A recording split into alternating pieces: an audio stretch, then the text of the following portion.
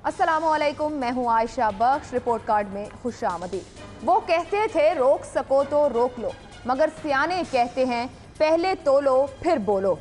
अब जब नाहिल नवाज शरीफ और उनकी टीम इतनी बेएहतियाती के साथ बोलेंगे तो फिर किसी को तो रोकना पड़ेगा ही। आज लाहौर हाई कोर्ट ने मुस्लिम लीग नून के ताहयात कायद और साबिक वजीर आजम नवाज शरीफ, मरियम नवाज और दीगर रहनुमाओं की अदलिया मुखालिफ और तौहीन आमेज तकारीर को नशर करने पर अबूरी पाबंदी आयद कर दी। लाहौर हाई कोर्ट के फुल बेंच ने पैमरा को अदलिया मुखालिफ तकारीर से मुताल्लिक ज़ेर इल्तिवा दरखास्तों का 15 रोज में फैसला सुनाने का हुक्म दिया है। अदालत ने अपने हुक्म में यह भी कहा कि इस अमर को यकीनी बनाएं कि 15 दिन के दौरान तौहीन अदालत पर मबनी कोई मवाद टीवी चैनल्स पर नशर ना हो। अदलिया मुखालिफ तौहीन आमेज मवाद की खुद सख्त मॉनिटरिंग करेंगे। हाई कोर्ट ने अदालती दायरा इख्तियार के खिलाफ और बेंच के जज जस्टिस मुज़ाहिर अली नकवी पर उठाए गए नवाज शरीफ के एतराज़ात की दरख्वास्त भी मुस्तरद कर दी। अब सवाल यह है कि क्या पैमरा लीगी रहनुमाओं के खिलाफ दायर दरखास्तों पर आज़ादाना फैसला कर पाएगी। सवाल यह भी है कि क्या नवाज शरीफ और मरियम नवाज अदालती फैसले पर इजहार ख्याल करते हुए एहतियात बरतेंगे। सवाल तो यह भी अहम है कि क्या नवाज शरीफ पर मुस्तकबिल में बानी MKM की तर्ज पर पाबंदी भी लग सकती है। इसी इंतहाई अहम मामले और सूरत हाल पर रिपोर्ट कार्ड के पैनल से सवाल रखेंगे। पैनल में हमारे साथ लाहौर से हसन निसार, हफीजुल्लाह नियाजी, कराची से मजहर अब्बास, इस्लामाबाद में इरशाद भट्टी और शहजाद चौधरी साहब। रिपोर्ट कार्ड का पहला सवाल आप सबके लिए इस तरह से, नवाज शरीफ, मरियम नवाज और दीगर रहनुमाओं की अदलिया मुखालिफ तकारीर नशर करने पर अबूरी पाबंदी आयद। लाहौर हाई कोर्ट का पैमरा को 15 रोज में दरखास्तों पर फैसला करने का हुक्म। क्या अब नवाज शरीफ और मरियम नवाज अदलिया मुखालिफ तकारीर करना छोड़ देंगे? आप समझते हैं छोड़ देंगे तो हाँ का ऑप्शन, और समझते हैं नहीं छोड़ेंगे तो नहीं के ऑप्शन के साथ जाएंगे। हसन निसार साहब। नहीं, ये फैसला कुछ देर से आया लेकिन बहुत ही दुरुस्त फैसला है, क्योंकि जिनके मुंह फटे हुए हों, इनके मुंह फटे हुए हैं, उनको सीना या उन पे टेप लगाना बहुत ज़रूरी है। बाकी वो जो बिच्छू ने नहीं कहा था कछुए को कि ये तो मेरी फितरत है, सो बातें सरों के साथ जाती हैं, बाज तो ये आएंगे नहीं। ये मेरा ख्याल है एक बेहतर तरीका है। उस हद तक अगर ना जाया जाए जो अल्ताफ़ हुसैन साहब के हवाले से जो बात आपने की है, तो मेरा ख्याल है बेहतर होगा। ये बेहतर तरीका है, पैमरा को खुद होश करना चाहिए था। ये छोड़ देंगे तकारीर करनी अगर अदलिया की तरफ से कहा जा रहा है हसन साहब? नहीं छोड़ेंगे। नहीं, अगर इनको पता लगे कि अब बात कहीं पहुंच नहीं रही तो जाहिर है फिर तकरीर अच्छी क्या बुरी क्या सारा कुछ ही छूट देंगे। अदरवाइज ये जो है ना, ये दोनों बाप बेटी रेप्लिका हैं, ये बाज नहीं आएंगे। लेकिन अगर इन्हें पता चलेगा कि जो जिस मकसद के लिए ये कर रहे हैं अगर वही अचीव नहीं हो रहा तो फिर जाहिर है छोड़ देंगे। अगर पता चल जाए कि मकसद अचीव नहीं हो तो छोड़ देंगे। नियाजी साहब, अगर वो ये छोड़ देते हैं तो उनके हाथ बचेगा क्या? आपका ऑप्शन क्या है? देखिए जी, मेरा ख्याल है कि अब ये चीज़ें इररिलेवेंट हो गई हैं। एक तो सोशल मीडिया जो है वो इतना भरपूर तरीके से मौजूद है और वो एक अपना किरदार अदा कर रहा है, बल्कि ज़्यादा इस वक्त मौसर किरदार सोशल मीडिया अदा कर रहा है। तो पता नहीं वो पैमरा क्या कुछ मनवा सकेगा, क्या कुछ नहीं मनवा सकेगा। ये जो कलिंग हो रही है, ये पिक एंड चूज पे जस्टिस हो रही है, जो एक बंदे को चुन लिया जाता है, एक को ताजीम दी जाती है जो हार्ड को क्रिमिनल है, और एक बंदा जो है उसकी तौहीन हो रही है। इसने पाकिस्तान के अंदर बहुत बड़ी डिवाइड पैदा कर दी है। मुझे ये पता है कि हर वो फैसला इस तरह का वजह नज़ाम बना रहेगा, मजीद तफरीक और तकसीम पैदा हो जाएगी। बाकी उनका कुछ बिगाड़ नहीं सकेंगे, लेकिन ये है कि वो इस नैरेटिव को छोड़ेंगे। इसी नैरेटिव की तो कमाई खा रहे हैं बीबी, वो इसी नैरेटिव, इसी बयानिए के ऊपर तुमको रिस्पॉन्स मिला है। उन्होंने को मेरे से या आपसे या हसन साहब से या मजहर साहब से तो रिस्पॉन्स नहीं लेना, अपने वोटर्स को उन्होंने टारगेट किया हुआ है, जिन्होंने उनके साथ रज्जू किया हुआ है। मजहर अब्बास साहब, अभी पैमरा का जिक्र हुआ, पैमरा क्यों नहीं मौसर बॉडी बन सका? क्या जाके सुप्रीम कोर्ट को ऐसी बातों पे कि चीजें नशर क्यों हो जाती हैं? पैमरा के ऊपर कितनी जिम्मेदारी डाली जा सकती है? आज एक कमेटी से वजीर इत्तलात को भी हटा दिया गया। कितना जिम्मेदार पैमरा है? और फिर सवाल का जवाब भी दीजिए। देखिए, पैमरा के बारे में तो मेरा हमेशा से मौक़िफ़ ये रहा है कि ये कभी भी गैर जानिबदार इदारा नहीं रहा, क्योंकि इसका पूरा स्ट्रक्चर ही ऐसा बनाया है आपने कि जो गैर जानिबदारी जो है, जहाँ चेयरमैन से लेके मेंबर तक गवर्नमेंट ही नॉमिनेट करती है, वो कैसे गैर जानिबदार हो सकता है। लेकिन दूसरी बात यह कि पैमरा के अपने इख्तियार के दायरा इख्तियार से भी चीज़ें बाहर हैं। अभी जिस तरह न्याजी साहब ने बात की, कोई चैनल ऑफ एयर हो जाता है, 3 नवंबर 2007 को इमरजेंसी लगी, कोई पैमरा ने पाबंदी लगाई थी। इससे पहले कुछ चैनल्स ऑफ एयर हुए, पैमरा ने पाबंदी लगाई थी। और दूसरा ये कि अदालत भी पाबंदी क्यों लगा रही है, मेरी ये समझ में नहीं आ रहा कि तौहीन अदालत अगर वो कर रहे हैं तो तौहीन अदालत का नोटिस क्यों नहीं जा रहा उनको। यानी ये बात समझ में नहीं आ रही कि आप चैनल पर उनकी तकारीर पर पाबंदी लगा रहे हैं लेकिन तौहीन अदालत की कार्रवाई नहीं हो रही, ना नवाज शरीफ साहब के हवाले से, ना मरियम नवाज़ के हवाले से। तो ये प्रेशर पैमरा पे क्यों? यानी पैमरा, अगर आप तौहीन अदालत की कार्रवाई करेंगे और तौहीन अदालत अगर उन्होंने की है तो उसके मुताबिक कानूनी अगर कार्रवाई होगी तो उससे क्यों इज्तनाब बरता जा रहा है? और ये सिर्फ ये बात कह के कि जी 15 दिन में पैमरा जो है वो इनके हवाले से फैसला करे, तो इतने जब जीटी रोड से आज तक कोई भी एक तौहीन अदालत का नोटिस तक नहीं गया, वार्निंग तक नहीं दी गई, उनको बुला के वार्न कर दिया जाता, तो थ्रू पैमरा जो है ये चीज़ें। और यही देखिए MQM के बानी वाले मसले पे भी यही बात आई थी कि आज तक आपने तौहीन अदालत की कार्रवाई नहीं की या उनके खिलाफ गद्दारी के मुकदमे में उनको सज़ा नहीं हुई, वो मुकदमा नहीं चला, लेकिन पाबंदी आप लगा देते हैं। तो सवाल ये है कि यानी अगर दानियाल अजीज़, निहाल हाशमी, तलाल चौधरी, ख्वाजा साद रफ़ीक, इनके खिलाफ तौहीन अदालत की कार्रवाई हो रही है तो नवाज शरीफ अगर तौहीन अदालत कर रहे हैं, ठीक है। बड़ा अहम सवाल आपने उठाया, अब उस सवाल पर आ जाए कि क्या वो दोनों रुक जाएंगे, नवाज शरीफ और मरियम नवाज? मेरा नहीं ख्याल, मैं बिल्कुल इस बात से देखिए उनकी तो सियासत ही यही हो रही है, तो वो सियासत को अपनी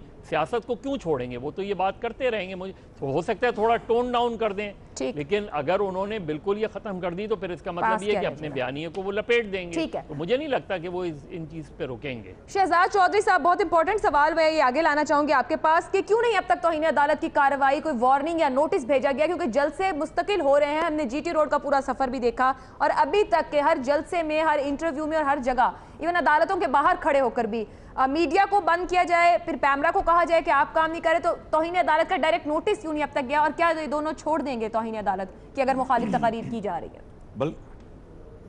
बल्कि मुझे तो ये हैरानगी हुई कि लाहौर हाई कोर्ट ने इस किस्म की एक पिटिशन को एडमिट कर लिया।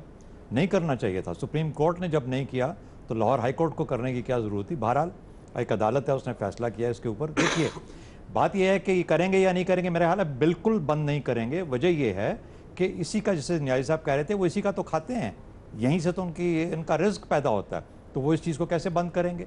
अच्छा, दूसरी बात ये है कि उन्होंने बिल्कुल सही कहा कि social media as well as the print media, वहाँ पर लोग मौजूद हैं, वो फिल्में भी बना रहे होंगे, वो सोशल मीडिया पे लॉन्च कर देंगे, अगले दिन अखबारों में भी गुफ्तगू आ जाएगी। तो इलेक्ट्रॉनिक मीडिया शायद अगर पाबंदी लगती है तो वो शायद ना कर पाए, लेकिन बाकी तो हर जगह अवेलेबल है और इससे उनको बहुत पजीराई मिलेगी। दो चीज़ें हो रही हैं। देखिए, एक होता है लॉ ऑफ डिमिनिशिंग रिटर्न्स। अब मरियम को और नवाज शरीफ साहब को बैठ के ये फैसला करना है कि वो लॉ ऑफ डिमिनिशिंग रिटर्न कहाँ पे पहुँचा है, पहुँच गया है या नहीं पहुँचा। हर चीज़ की एक हद होती है। एक वक्त आता है जब आप एलियनेट करना शुरू करते हैं, नाराज़ करते हैं, नालांक करते हैं लोगों को अपनी एक किस्म की गुफ्तगू से। जब आप ये देखें कि पूरे का पूरा जो रेला है, पूरा माहौल जो है वो हमारे खिलाफ जा रहा है, तो इसका मतलब है कि आप ज़रूर थोड़ी देर के लिए सोचिए कि क्या कोई हम गलती कर रहे हैं जिसकी वजह से हमारे खिलाफ चीज़ें हो रही हैं, या ये कि सबका सब ही आवा हमारे खिलाफ है। ये देखने की बात होती है। बाकी तो आगे आएगा इलेक्शन तो पता लग जाएगा। दो टेक्निकल गलतियाँ कर रहे हैं लोग बुनियादी तौर पर। ये गलती ये कर रहे हैं कि जब ये तौहीन अदालत तो रोज़ाना की बुनियाद पे करते हैं, लेकिन अदालत ने उसका, जैसा आपने कहा, कोई नोटिस नहीं लेते।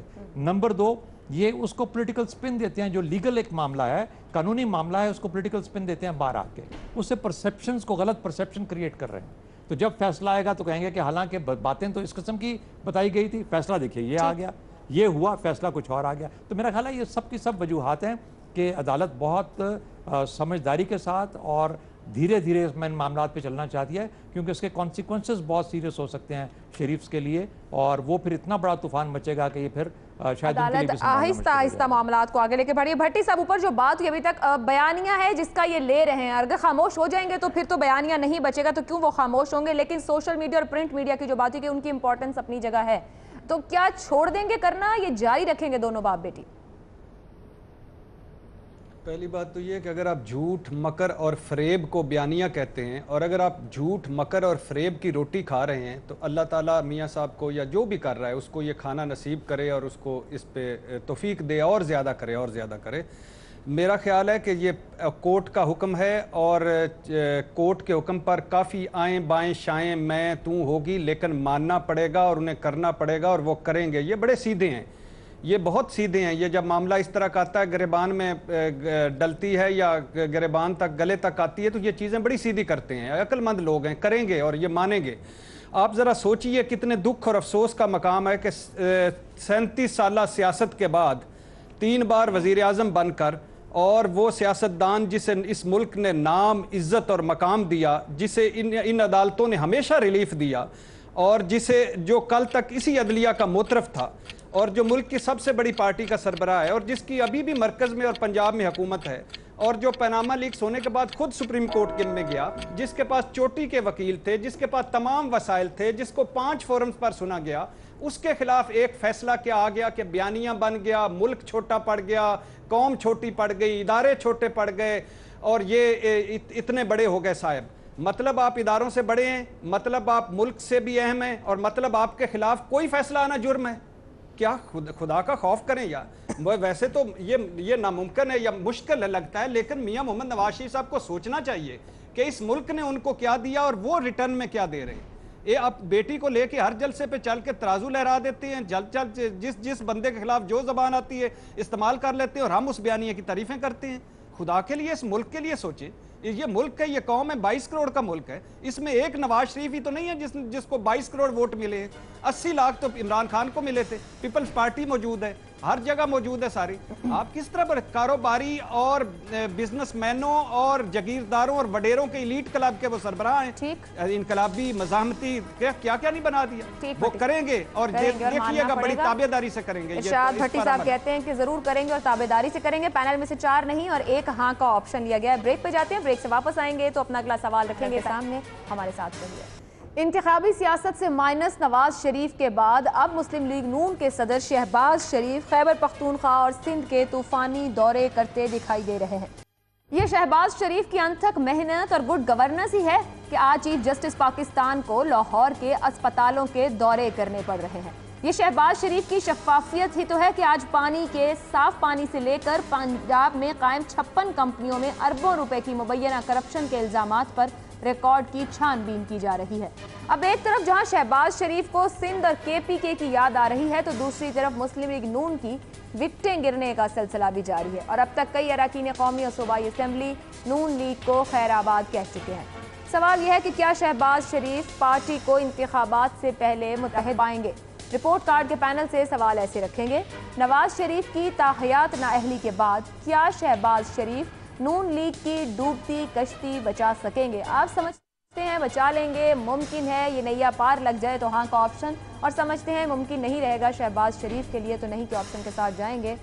नियाजी साहब देखिए जी, जिस तरीके से इस वक्त जो ज़मीनी हक़ाइक़ हैं और वो तो आप बड़े अरसे से हम देख रहे हैं कि बाकायदा एक मुनज़्ज़म तरीके से मुस्लिम लीग नून की बेखुनी हो रही है और एक लगता है कि पूरा एक निज़ाम एक हरकत में है। मीडिया के अंदर भी, मीडिया से बाहर भी, मुख्तलिफ हलकों में, सियासत में ये फैला हुआ है। तो वो जो रुकावटें वो तो अपनी जगह मौजूद हैं और उन रुकावटों ने और कई उसमें चीज़ें नई हमारे सामने आई हैं। सराइकी सूबा आया है, उसका मतलब यही है कि जहाँ पे मुस्लिम नून को ये भी इस रुकावट के तौर पे आ रहा है कि वहाँ पे क्या निज़ाम लाया जाए, बलूचिस्तान में कैसे किया जाए, हज़ारा के बारे में वहाँ काफली को एक्टिव किया जा रहा है, मुनज़्ज़म किया जा रहा है। तो ये सारी जो चीज़ें जिस चीज़ से तरतीब पा रही हैं उसका तो एक ही टारगेट है कि मुस्लिम नून को हर तरीके से इलेक्शन में कामयाब ना होने दिया जाए। शहबाज शरीफ से अगर बाहर हुए और नवाज शरीफ साहब को जेल में तो बहुत ही मौसर तरीके से करेंगे, क्योंकि शहबाज शरीफ साहब एक अरसे से मुस्लिम नून की एक रीढ़ की हड्डी बन चुके हैं, वो बड़ा उनकी स्पाइन है जो इस सूबे में काम हुआ है और तीनों सूबों में का जो तकाबली जायजा लें तो उसके सामने आपको खुद जाहिर हो जाएगा। इसलिए और एक बात कि जिसमें सूबा पंजाब के अंदर आपने देखा नैब हो या मुख्तलिफ तरीके से अदालती सूए जान हो या हुस्ने जान हो, वट एवर जो कुछ हम देख रहे हैं, या इवन मैं तो समझता हूँ कि एजाजुल हसन साहब के जिस तरीके से उनके घर पे एक गैर मामूली वाक़या हुआ है और उसका भी मलबा पंजाब हुकूमत में डाला गया है, और पंजाब हुकूमत हर तरीके से उसके असल चीज से हट के दूसरी चीज को सामने पेश किया जा रहा है। ये सारी चीजें मौजूद होंगी, लेकिन अगर शहबाज साहब बाहर रहते हैं तो वो बड़े मौसर तरीके से चला लेंगे कैंपेन। अगर बाहर रहते हैं, आप कह रहे हैं वो भी जा रहे हैं, वो भी जाएंगे। उनका देखो ना, ये सारी सिस्टम आ रहा है ना, जैसे जैसे इलेक्शन करीब आ रहा है घेरा उनके करीब ही तंग हो रहा है, लेकिन इसके सामने यह है कि शहबाज शरीफ साहब को भी उसी तरीके से घेरा जा रहा है ताकि नवाज शरीफ साहब के बाद जो शहबाज शरीफ साहब हैं वो, लेकिन ये अपनी जगह पे कि जो मुहिम चलाएंगे वो बहुत मौसर चलाएंगे और जान डाली रखेंगे, उसमें कोई फर्क नहीं आएगा। जब चले जाएंगे तो फिर जान चली जाएगी, मतलब वही रखेंगे जान। नहीं, फिर देखें, फिर ये हटता नहीं है इस तरीके से। कभी आज तक कोई सियासत किसी दबी नहीं है, सियासत इन चीजों से नहीं मरती। ये तारीख का सबक है, हमें अज़बर करना होगा। हसन निसार साहब, कमजोर करने के बहुत से तरीके इस्तेमाल किए जा रहे हैं। नियाज़ी साहब ने बड़ा खुल के बड़ी वजाहत से बयान किया, कह रहे हैं शहबाज शरीफ साहब रीढ़ की हड्डी हैं लेकिन वो भी जा सकते हैं। तो ये वैसे ये कश्ती बचा लेंगे शहबाज शरीफ साहब या फिर किसी और को बचानी है, क्योंकि वो कह रहे हैं सियासत रहेगी। ओ यार, उनकी तो अपनी जाती रीढ़ की हड्डी ठीक नहीं है। बहरहाल, सबसे पहले तो मैं कुछ कॉम्प्लीमेंट्स, वज़ीर आला पंजाब और सिंध दोनों ने बहुत खूबसूरत बातें की हैं। शहबाज शरीफ साहब ने कहा है मरसूं मरसूं कुछ ना करसूं। खुदा की कसम बड़ा लाजवाब तबसरा है। और जवाबन जो वज़ीर आला सिंध हैं, उन्होंने जो कहा है कि ये बरसात जो है इंतखाबात की, इसमें बरसाती मेंढक आ गया, ज़बरदस्त। दोनों की बात तो दोनों ही सच्चे हैं। अच्छा, अब आपका सवाल कि जी डूबती कश्ती को बचा सकेंगे, तो आयशा दो तीन चीज़ें, नून लीग आम किस्म की डूबती हुई कश्ती नहीं है। पहली बात यह है कि इस कश्ती में जो है ये करप्शन के मंझधार में फंस चुकी है। मंझधार में फंसी हुई कश्ती निकलती देखी किसी ने नहीं। दूसरी बात कि इसके पेंदे में बेवफाइयों के सुराख शुरू हो गए हैं, जिसकी तरफ नियाज़ी साहब ने इशारा किया। तीसरी बात, इस कश्ती के पतवारों को मल्लाहों की जहालत की दीमक लग गई है, पतवार भी जाते रहे। चौथी और आखिरी बात यह कि इस कश्ती पे कुदरत मेहरबान नहीं है। तो अब फैसला आप खुद ही कर लें। नहीं का ऑप्शन आप ले रहे हैं कि शहबाज शरीफ नहीं बचा सकेंगे। मजहर अब्बास साहब, इसके फट्टे, इसके टूटे फूटे फट्टे रह जाएंगे। नहीं, अब उस बात से फिर आप एग्री कर रहे हैं नियाज़ी साहब की कि सियासत रहेगी नून लीग की। ये भाई नहीं होंगे लेकिन नून लीग की सियासत रहेगी, ये आप इत्तेफाक कर रहे हैं अगर ये चले जाते हैं? हसन साहब, नहीं, इससे इत्तेफाक नहीं कर रहा। ये इस दिल के टुकड़े हजार हुए, कोई यहां गिरा कोई वहां गिरा, वो इस तरह की सूरत होगी। उसको बचना नहीं कहते, बचेगी, खंडर रह जाएंगे, निशानियां कुछ रह जाएंगी। मदद साहब बहुत मुस्कुरा रहे हैं, खुद नियाज़ी साहब एक निशानी के तौर पे, अल्लाह इन्हें सलामत रखे। ये निशानी कहाँ की है ये तो आपको पता ही है। मुस्कुराते रहे हैं। वैसे जी मदद साहब, वैसे ये निशानी जो है ये तो पीटीआई की भी है और पीएमएलएन की भी है। लेकिन ये सलामत रहे, ये हमारी भी है। नियाज़ी साहब लाजवाब हो गए, मुस्कुरा रहे हैं इस वक्त। हमारी तो है ही। देखें, एक सियासी इख्तलाफात अपनी जगह, लेकिन हम सियासत में शाइस्तगी भूलते जा रहे हैं। वरना एक ज़माना होता था जब चीफ मिनिस्टर किसी सूबे में जाता था तो दूसरे चीफ मिनिस्टर से एक कर्टिसी कॉल ज़रूर हुआ करती थी, और ये रिवायत भी बदकिस्मती से नून लीग नहीं तोड़ी। जब वज़ीर आज़म बेनज़ीर भुट्टो इस्लामाबाद लाहौर पहुँचती तोड़ी नहीं, बर्बाद की। जब जी वो रिसीव करने नहीं जाते थे उसमें। तो ये जो चीज़ें हैं, ये मेरा ख्याल है इससे और सियासी कशीदगी में इजाफा हो रहा है। बाकी तीन मेजर चैलेंजेस जो हैं वो शहबाज शरीफ साहब के हैं। पहले तो ये कि कश्ती तो डूब रही है जो है नवाज़ शरीफ साहब की, उस कश्ती में शहबाज शरीफ साहब सवार हैं। अब उसमें वो किस तरीके से उस कश्ती को बचा पाएंगे, उनके लिए सबसे बड़ी बात ये कि मुस्लिम लीग नून की अपनी कश्ती, जहां चौधरी निसार एक तरफ हैं और परवेज़ रशीद दूसरी तरफ हैं, उसको बचाने की कोशिश कर रहे हैं। फिर मियां नवाज़ शरीफ और चौधरी निसार के दरमियान जो इख्तलाफात हैं उनको बचाने की कोशिश कर रहे हैं। फिर इलेक्टेबल्स जो बड़ी तेज़ी से जा रहे हैं मुस्लिम लीग नून के, उनको बचाने में उनको मुश्किल दरपेश है। और फिर सबसे बढ़ के वो कराची में थे और उन्हें ख़बर आई कि मॉडल टाउन खुल गया है, और मॉडल टाउन का ट्रायल जो है वो रोज़ाना की बुनियाद पे हो रहा है। और उससे ज़्यादा उसमें ये भी डायरेक्शन आई कि जी बाकर नजफ़ी की रिपोर्ट जो है वो इनकॉर्पोरेट कर दी जाए। तो मेरा ख्याल है सबसे पहले इस वक्त जो सिचुएशन है, शहबाज शरीफ साहब पहले अपने आप को रेस्क्यू करने की कोशिश करेंगे, उसके बाद वो मुस्लिम लीग नून को रेस्क्यू करने की कोशिश करेंगे, और अगर वो ये कर पाए तो फिर मुस्लिम लीग नून को वो इलेक्शन जिताने की पोजीशन में होंगे। लेकिन ये 3 चैलेंजेस जो हैं ये आसान नहीं हैं उनके लिए, इन चैलेंजेस से निकलना। तो फिर बचा सकेंगे या नहीं? चैलेंजेस आपने बता दिए, वो रेस्क्यू कर लेंगे खुद को और फिर नून लीग को? नहीं तो वो तो देखे ना, वो कोशिश तो कर रहे हैं, कोशिश तो अपनी तरह, अब उसमें कामयाब होते हैं या नहीं होते हैं, नहीं वो जाहिर है इस वक्त आप कैसे ऑप्शन ले सकते हैं। लेकिन एक ज़रूर मैं कहूँगा कि ये जो कुछ भी हो रहा है ये ऐसा मुमकिन नज़र नहीं आता कि नवाज शरीफ डिस्क्वालीफाई हो जाएं, पॉलिटिक्स से शरीफ फैमिली आउट हो जाए और दूसरे शरीफ फैमिली को फ्री हैंड मिल जाए। बहुत इंपॉर्टेंट और अहम बात कर गए अब यहाँ पे शहजाद साहब की जो रेस्क्यू करने वाली अभी बात हो रही है, सानिया मॉडल टाउन की इंक्वायरी खुलना, बाकर नजफी रिपोर्ट उसका हिस्सा, शहबाज शरीफ साहब माइनस फॉर्मूले से बच जाएंगे इसमें? और फिर सवाल का जवाब भी दीजिए। देखिए, माइनस फार्मूले से ज़्यादा मेरे ख्याल में इसके अंदर जब कभी शरीफ ख़ानदान को मौका मिलेगा तो माजी में झांकेंगे तो बहुत सारी अपनी गलतियां उनको नज़र आएंगी। पार्टियां कैसे बचा करती हैं, कैसे भंवर के गिरदाब से निकलती हैं। पहली बात, उसके अंदर कोई ना कोई नज़रियाती असास होनी चाहिए। इस पार्टी के अंदर कभी नज़रियाती असास नहीं रही, ये मफादात की पार्टी हमेशा से रही है। अब कोशिश की जा रही है कुछ डेवलप करने की, लेकिन वो सुपरा स्ट्रक्चर है ना, फाउंडेशन में, बुनियाद में तो नहीं है, ऊपर ऊपर थोपा जा रहा है कुछ ना कुछ, वो बड़ी जल्दी ख़त्म हो जाएगा। दूसरी बात ये कि देखिए, पार्टियां बचती हैं, निकलती हैं मुश्किलात से जुल्फ़िकार अली भुट्टो की मिसाल के साथ, NRO के साथ नहीं। जुल्फ़िकार अली भुट्टो बनना पड़ता है तो फिर बेनज़ीर भुट्टो बनती है। तो बेनज़ीर भुट्टो भी जैसी बेटी को फिर वो आगे पार्टी लेके जाती है। हम मिसाल तो देते हैं कि पीपल्स पार्टी बच गई, लेकिन किन के हाथों बची, किस तरीके से बची, वो भी तो देखिए ना। तो वो क्या आपको यहाँ पे नज़र आते हैं? मेरा ख्याल है कि दूसरी जो सबसे बड़ी इंपॉर्टेंट बात मुझे नज़र आती है, सियासत के अंदर शेख रशीद को हम बहुत कम कोट करते हैं यहाँ पे इस प्रोग्राम में, लेकिन एक बात देखिए, वो कहते हैं एवरीथिंग इज टाइमिंग, या टाइमिंग इज एवरीथिंग। इसका मतलब क्या है कि हर फैसला वक्त पे होना चाहिए और सही होना चाहिए। जब आप वक्त पे फैसले नहीं करते, सही फैसले नहीं करते, और अपने माजी में झांक के देखेंगे, मैंने अपने मुफाद की खातिर, अपनी फैमिली की स्ट्रीम के मफाद की खातिर एक वक्त पे फैसला नहीं किया। शहबाज शरीफ को वो वक्त नहीं दिया कि वो पार्टी को संभाल सकता, वो लेके जा सकता। अब शहबाज शरीफ को पार्टी देने का फ़ायदा क्या है, जबकि टूट फूट का शिकार बल्कि शुरू हो चुकी हुई है। तो जब शिराजा बिखर रहा है उस वक्त शहबाज शरीफ क्या करेगा? आप ऑप्शन नहीं में ले रहे हैं?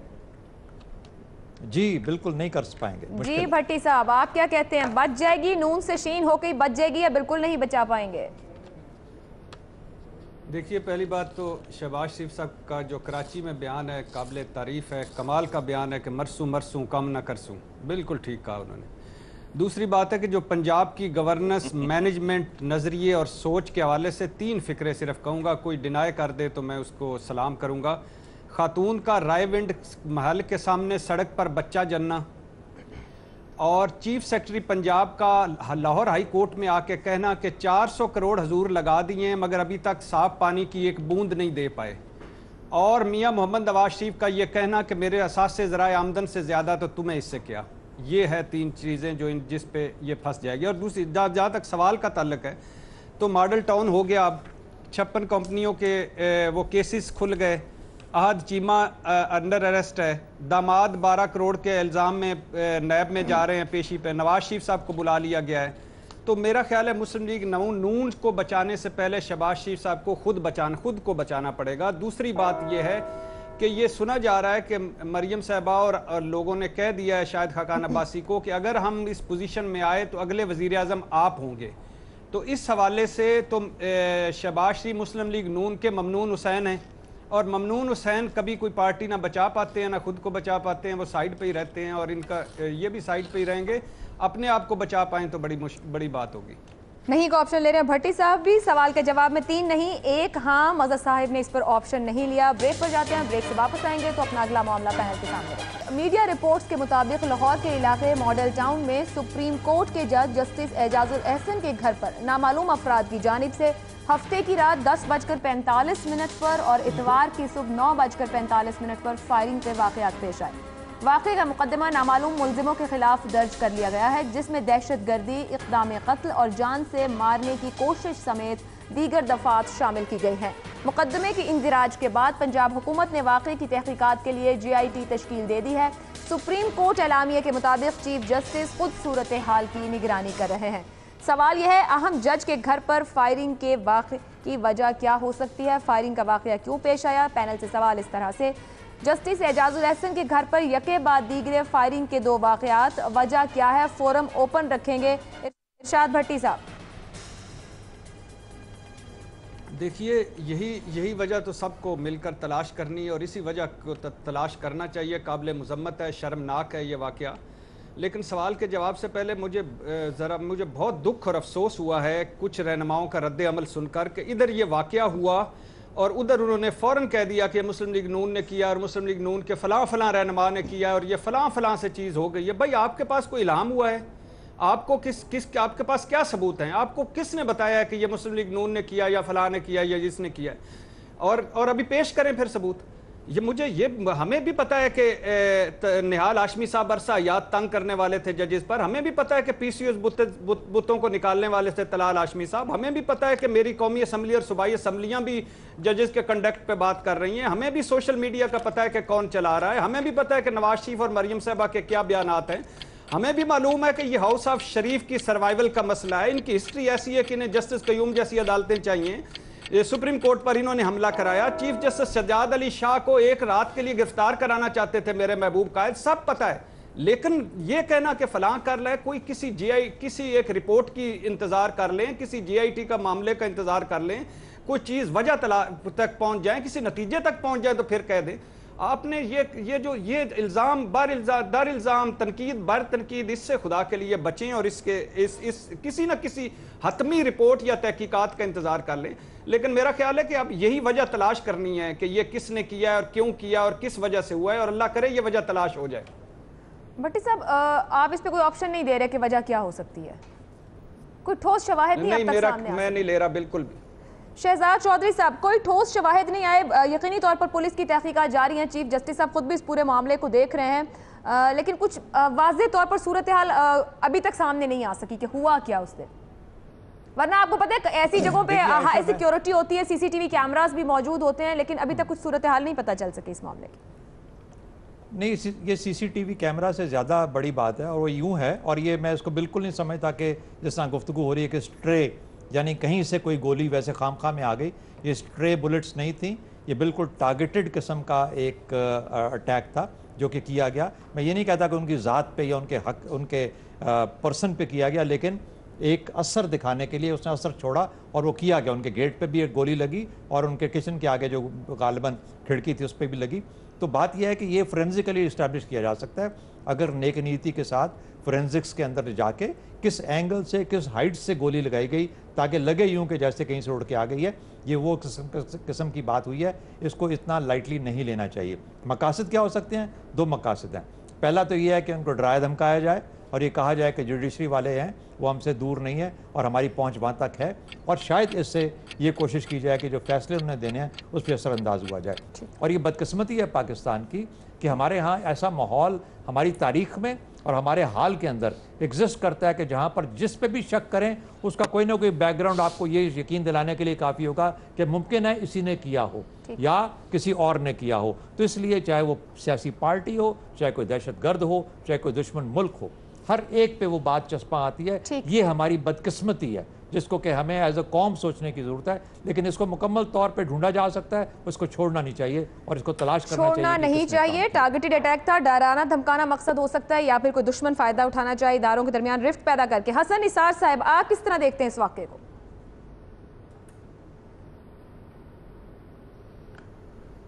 देखें, शहजाद साहब ने जो बात की है, कोई दुश्मन, कोई हरीफ, कोई हासद इस सूरत हाल को एक्सप्लॉइट करना चाह रहा है, उसमें बड़ा दम है। बाकी ये मकरूह हरकत अगर मैंने की होती तो मैं बता देता कि वजह क्या है। ये तो जिन्होंने किया है या करवाया है वही बता सकते हैं ना, तो मैं तो शॉर्ट इन द डार्क वाली बात नहीं। एक बात मैं वाज़ेह करना चाह रहा हूँ, शहजाद साहब ने पिछले सवाल के जवाब में लॉ ऑफ डिमिनिशिंग रिटर्न की बात की थी। तो ये शुरू होता है लॉ ऑफ इंक्रीजिंग रिटर्न से, फिर होता है लॉ ऑफ कांस्टेंट रिटर्न, फिर होता है लॉ ऑफ डिमिनिशिंग रिटर्न। ये ख़ानदान अभी तक लॉ ऑफ इंक्रीजिंग रिटर्न में ही फंसा हुआ है। डिमिनिशिंग रिटर्न पे जब आएगा तो चीखें फिर बहुत दूर तक सुनाई देंगी। ठीक, नियाज़ी, तो बाकी शहजाद साहब ने जो दूसरी बात की है, मुझे उसमें बहुत दम लग रहा है। ये दुश्मन किसी ने किया, इस पे कह रहे हैं आप, मौके से फायदा उठाने, किसी हासिद ने, दुश्मन ने, हरीफ ने सूरत हाल को ठीक एक्सप्लॉइट करने के लिए उसको। नियाज़ी साहब, अभी भट्टी साहब ने भी इशारा भी किया, पंजाब हुकूमत की यकीनी तौर पर जिम्मेदारी में आता है सिक्योरिटी के ऊपर बात, और फिर कनेक्ट भी किया जा रहा है बहुत सी सूरत हाल और मामलात को। वाक़या हुए अब काफ़ी टाइम हो चुका, ठोस शवाहिद के ऊपर अभी भी बात, लेकिन वही बात जो शहजाद साहब ने कही है कि बड़ी फॉरेंसिक के हिसाब से चला जाए तो कुछ ना कुछ ज़रूर हाथ आएगा और पता चल जाएगा। संजीदगी से लेने की ज़रूरत है इस मामले को। आप क्या कहेंगे? मेरे ख्याल में मेरे तीनों साथियों ने जो बात की है, मैं उनके जो असूली मौक़िफ़ है उससे बिल्कुल मुत्तफ़िक़ हूँ। भट्टी साहब के अलबत्ता इस बात से कि जब एक बात कर देते हो और उसके बाद फिर आप जेस्चर देते हो तो उससे ये गुमान होता है कि असल में ये ज़्यादा अमकान ये है, तो इससे मैं मुत्तफिक नहीं हूँ। ये फिर ओवर स्ट्रेच है। पहली बात होनी नहीं चाहिए थी। अगर पहली बात कर दी उन्होंने कि उसका वेट करे, तो फिर ये कहना कि फलां ने ये किया, फलां ने ये किया, ये बिल्कुल सही बात उनकी इस लिहाज से है कि एक फ्यूड आ रही है। भट्टी साहब मुझे बहुत बात करने दें, भट्टी साहब चुप करके बैठे रहे प्लीज, मेरी बात करने, मुझे बात मुकम्मल करने दें। भट्टी साहब लेना चाहते, भट्टी साहब आप जवाब ले दें। आप मेरी बात पे मेरा नाम लेना चाहते हैं। मैं जब बात खत्म कर लूंगा तो आप बात कर लें ना। इसमें क्या आपका नाम ले लिया, क्या मैंने क्या जुटलाएं, एक मिनट है, एक फैक्ट जुटलाएं। भट्टी साहब आपके पास फैक्ट होते नहीं है। आप ये जुमलाबाजी, तराबाजी, ये जुगलबाजी छोड़े यार, उसको छोड़े ना।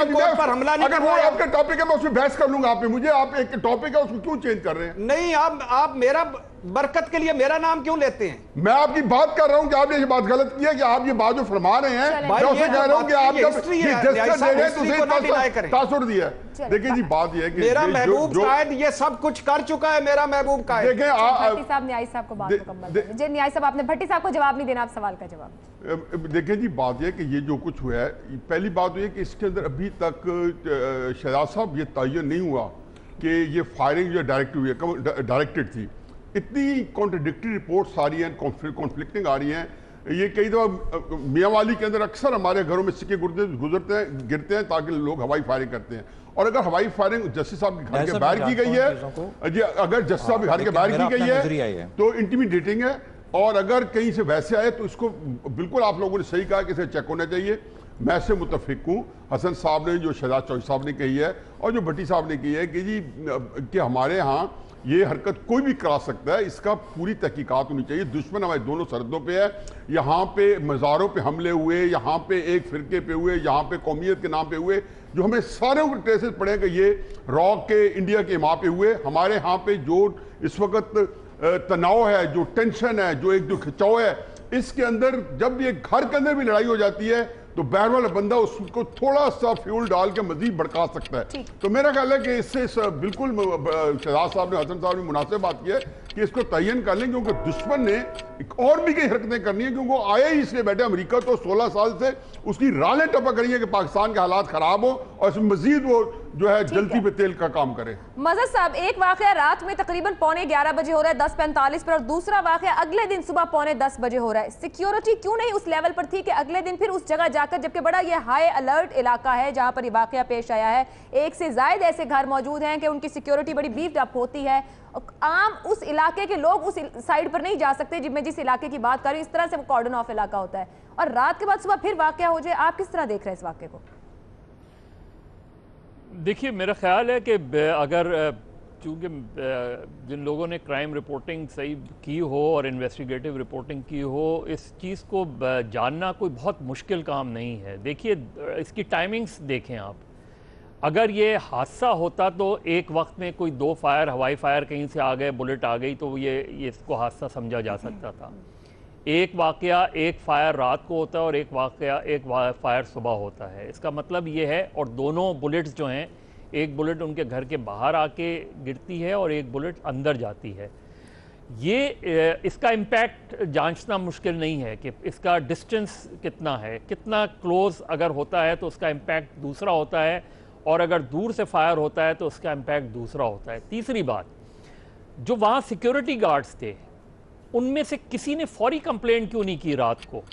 जब रात को फायर आया है तो उसके बाद कोई एक रिपोर्ट नहीं है कि जिसमें वहाँ जो मौजूद सिक्योरिटी गार्ड हैं उन्होंने फौरी तौर पे पुलिस को इत्तला की हो कि यहाँ एक बुलेट आके गिरी है। तो वो जो उनके घर के बाहर सिक्योरिटी है उसका क्या मौक़िफ़ है रात की फायरिंग में, और सुबह ज़ाहिर है शिफ्ट चेंज हो गई होगी तो उसका क्या वो है? वहाँ ऐसा तो कहीं भी नहीं नज़र आता कि कोई मोटरसाइकिल वाले आए हों और करीब से फायर करके चले गए हों। ज़ाहिर है वहाँ सिक्योरिटी है। ये फायर आया दूर से है, और दोनों बुलेट्स का भी वो अंदाज़ा हो सकता है कि दोनों बुलेट जो हैं वो क्या एक ही पिस्टल से फायर हुई हैं या अलग अलग पिस्टल से फायर हुई हैं। तो मेरा ख्याल है इसमें इसके पे जाए बगैर कि कौन हो सकता है, पहली चीज़ तो इस चीज़ का कवी इम्कान है कि यह हादसा नहीं है, ये टारगेट है। अब टारगेट का मोटिव क्या है? वो मोटिव ज़ाहिर है, अगर जज साहब के घर के बाहर एक गोली आके गिरती है और दूसरी गोली अंदर तक जाती है तो मोटिव भी इतना मुश्किल नहीं है जांचना। पैगाम कि देना, टारगेट इनडायरेक्टली पैगाम भी हो सकता है। हाँ, ये दिया किसने है, ये इंपॉर्टेंट बात है जिसकी शहजाद साहब भी बात कर रहे थे, हसन साहब भी बात कर रहे थे कि आम तौर पे बहुत ऑब्वियस रीजंस नहीं होते।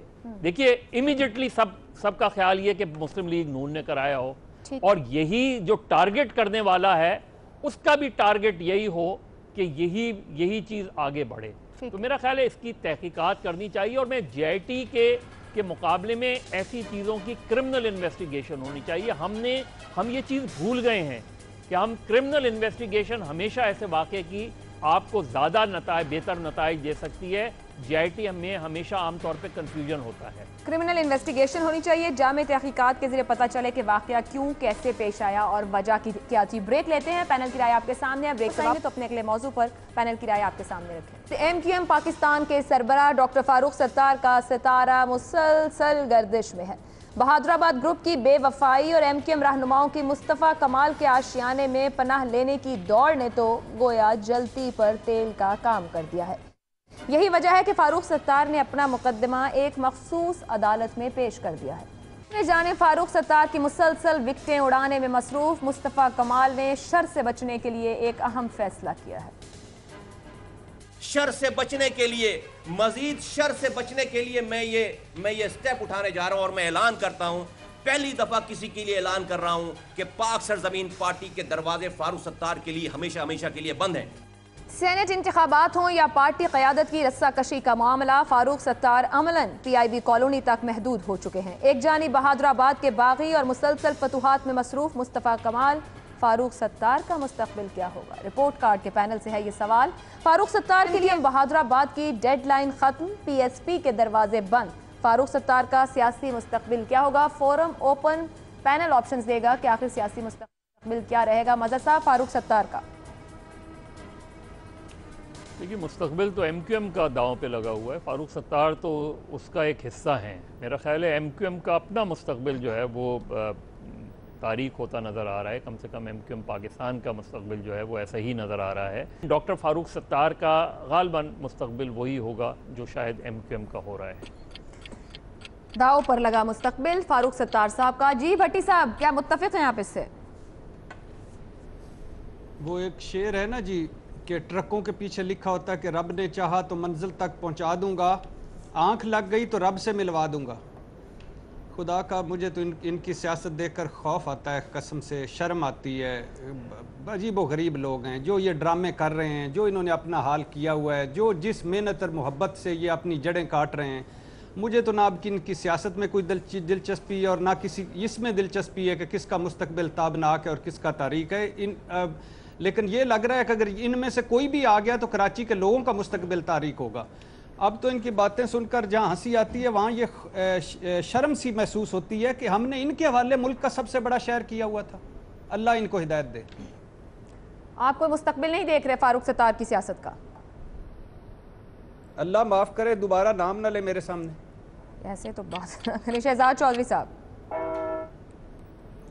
देखिए, मैं तो फारूक सत्तार की सियासत पे बहुत हैरान हुआ हूँ। मुझे वाकई में समझ नहीं आ रही कि उसके हाथ से ये बात मुकम्मल तौर पर निकल कैसे गई और क्यों नहीं समझ पाए कि एक वक्त होता है जबकि आपको सियासत का अपना तब्दील करना पड़ता है। देखिए, अब 3 धड़ों में से MQM पाकिस्तान ख़त्म होती नज़र आ रही है, बल्कि MQM बहादराबाद रह गई, PIB ख़त्म हो गई, और अगर बढ़ रही है तो PSP बढ़ रही है। तो अल्टीमेटली अब ये 2 धड़े रह जाएंगे पीछे, PSP का और दूसरा।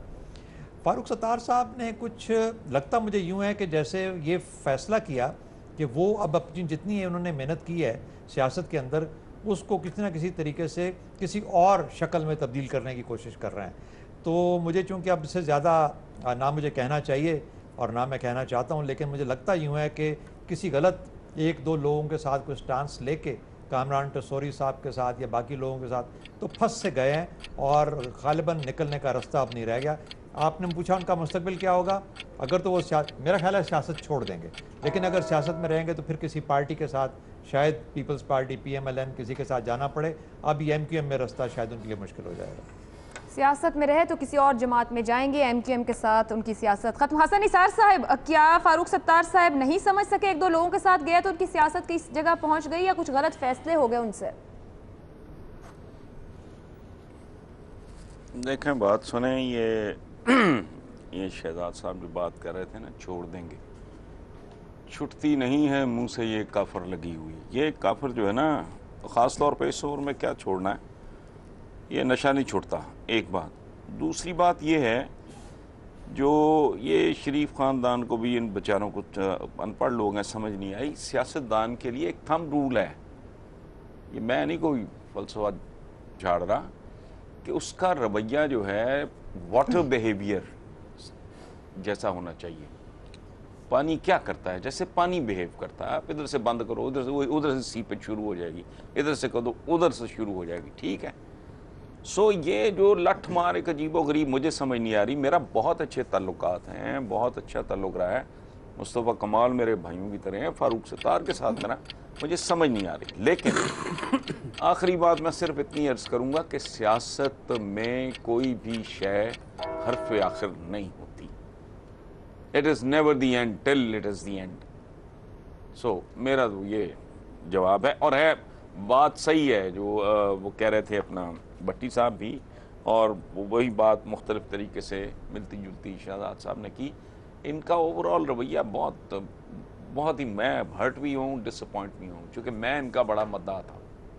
सच्ची बात है कि पढ़े लिखे लोग हैं, नौजवान लोग हैं, बड़ा इनमें डिसिप्लिन है, बड़ी इनमें तंजीम है, और फलां है और टमका है।